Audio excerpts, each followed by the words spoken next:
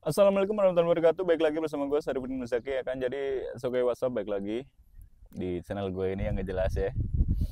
Oke, jadi di video kali ini gue mau membahas tentang kok bisa sih kerja di Polandia satu agency, satu pabrik kayak gitu kan, kok gajinya beda-beda kayak gitu kan. Buat teman-teman yang lagi proses kesini atau yang udah di Polandia kayak gitu kan, semoga selalu diberi kesehatan selalu ya, selalu dilancarkan segala urusannya dan rezekinya semakin deras ya. Amin. Oke guys, jadi yang mau gue bahas di sini soal itu ya. Di Polandia itu kok bisa gajinya beda-beda sih? Padahal satu agensi, satu pekerjaan, satu tempat kerja kayak gitu kan. Jadi basically kayak gini. Pada dasarnya kerja di Polandia itu sistemnya agensi kan. Jadi ada beberapa orang yang bisa kontrak langsung dengan perusahaan, tapi itu nggak banyak. Dan itu harus punya beberapa skill tertentu. Misal satu bahasa jelas ya. Kedua skill mungkin dia ahli IT atau skillnya seperti orang sini bisa drive forklift atau segala macam kayak gitu. Tapi yang paling utama tetap bahasa. Tapi secondary bahasa di sini adalah Inggris, ya masih bisa nego lah kayak gitu. Oke, jadi buat teman-teman yang lagi proses ke sini, mungkin kalian harus pelajari ini dulu. Mungkin one day kalau udah di sini kalian udah bisa nerapinnya. Soalnya itu sangat berpengaruh dengan income-nya kayak gitu kan. Oke, jadi kita pelajari dulu dasarnya kerja di Polandia kayak gitu kan. Emang proses di sini itu nggak ditekankan, nggak difokuskan tentang bahasa sih cuy. Cuma ya alangkah baiknya kalian dikit-dikit tahu lah, misal kayak conversationnya, cara menyapa atau apa segala macam kayak gitu kan. Dan kita pelajari apa yang dibutuhkan sama agensi kayak gitu loh.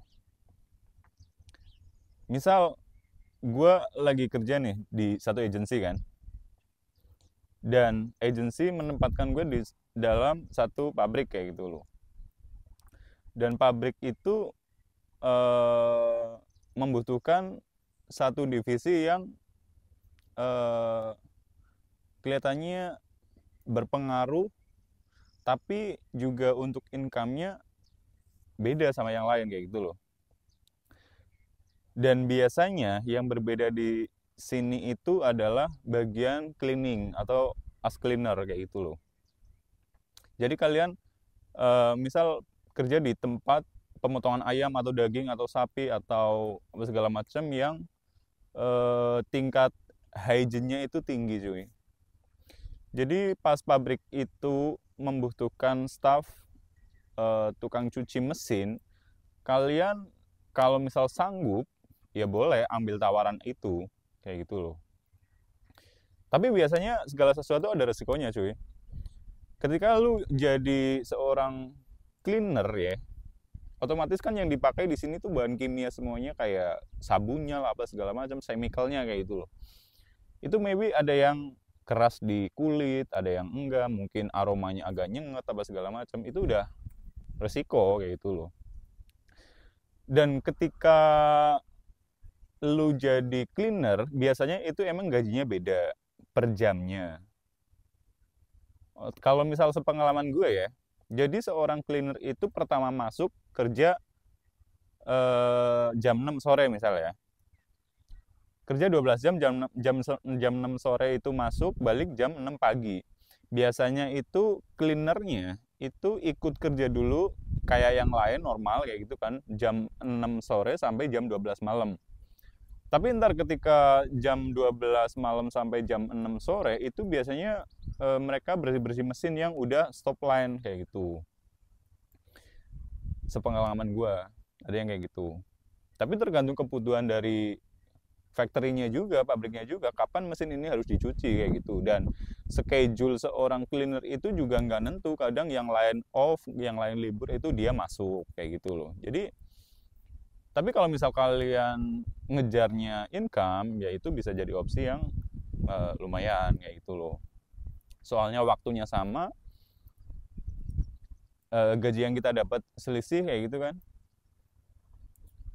ya why not kayak gitu. Terus juga kalau misal kalian di sini targetnya seorang welder atau tukang las kayak itu, kalian harus prepare dulu dari rumah las yang dipakai di sini. Di Eropa itu standarnya lasnya yang kayak apa sih kayak gitu loh. Kalian harus cari informasi tentang itu juga, soalnya buat bekal di sini. Sepengetahuan gua, las yang dipakai di sini itu adalah tipe Mic kayak gitu loh. Gue taunya Mic aja sih. Jadi las itu yang di ujungnya sticknya itu keluar ada kawat kayak gitu loh. Kayak gitu. Itu las itu. Kalau las asetilin terus las listrik di sini udah nggak dipakai sih. Mungkin ada beberapa yang pakai, cuma kan jarang kayak gitu loh.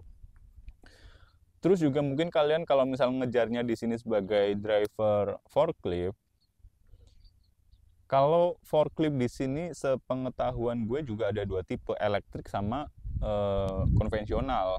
Tapi bahan bakarnya juga ada yang gas juga. Cuma sistem operasinya itu kalau misal yang konvensional atau yang gas itu masih pakai pedal semuanya, di pakai tangan, di depan ada pedalnya kayak gitu kan, ada tuasnya. Tapi kalau misal elektrik di sini dia pusat kontrolnya ada di tangan jari sebelah kanan kayak gitu loh.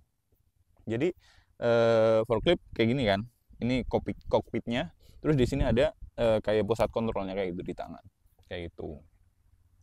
Dan mungkin untuk skill forklift yang benar-benar proper atau benar-benar apa segala macam itu harus perlu lisensinya juga. Cuma kadang kan pabrik nggak mandang itu di sini kayak gitu loh. Yang penting kalian bisa ngoperasiin dengan aman, it's okay kayak gitu loh. Sama halnya dengan welder di sini. Banyak orang Indonesia jadi welder di sini itu tanpa sertifikat, cuy. Mungkin kalau misal ada sertifikat itu mungkin ada nilai plusnya mungkin ya, lebih menjanjikan atau experience-nya udah banyak, jam terbangnya udah banyak kayak gitu kan. Cuma itu nggak terlalu berpengaruh sih. Kayak kemarin teman gue datang dari Indonesia, dia belum ada basic, mungkin ada basic sedikit tentang las. Mungkin di Indonesia sama di sini otomatis kan beda kan. Cuma dia ada kesempatan buat trial ya itu, buat nyoba, buat belajar, dan dia ngambil peluang itu, dan itu udah jadi pilihan yang luar biasa tepat. Terus juga kalau misal jadi grinder di sini, tukang ngerapihin yang bekas las itu juga perlu konsentrasi yang tinggi, terus juga fisik yang oke kayak gitu kan. Tapi biasanya kembali lagi kalau misal pabrik-pabrik yang kerjaannya kayak gitu di metal, spare part apa segala macam, kayak seolah-olah udah didesain kayak gitu loh. Ini orang pada kerja di Poland sebulan harusnya dapatnya segini kayak gitu loh, rata-ratanya yang umumnya kayak gitu. Misal mentok-mentok dapat 5.000 zloty kayak gitu loh. Sepengalaman gue ya, setahu gue sih biasanya gaji gede per jam di sini itu jamnya itu nggak stabil, cuy. Tapi tergantung dari company-nya juga. Tapi setahu gue sih ada yang kayak gitu. Soalnya konsep itu ada dua tipe sih menurut gue. Jadi ada yang gaji kecil, misal 17 roti atau 18 roti kayak gitu kan. Cuma jam kerjanya itu panjang banget, sehari tuh 12 jam terus sampai Sabtu Minggu itu 12 jam terus. Dan misal kalau kita compare dengan gaji tinggi jamnya kecil, misal gajinya 20 dan jam kerjanya cuma 8 jam, otomatis gaji yang lebih tinggi itu gaji yang kecil tapi jam kerjanya panjang, cuy. Itu adalah sistem bekerja di Polandia tuh kayak gitu. Dan karena sistem agency, karena kita kerja buat agency, ya sebisa mungkin kita jangan sampai bermasalah dengan agency dalam hal apapun kayak gitu loh, biar semuanya berjalan dengan smooth kayak gitu. Mungkin sementara kayak gitu dulu ya, cuy. Kalian bisa komen-komen di bawah kalau misalnya ada masukan tentang apa, pertanyaan apa segala macam. Kalau misal gue tahu, ntar gue bikinin videonya. Jadi thank you so much buat teman-teman yang udah nonton video ini. Semoga sehat dan sukses selalu buat keluarga. See you next time. Gue Sarifudin Muzaki. Bye.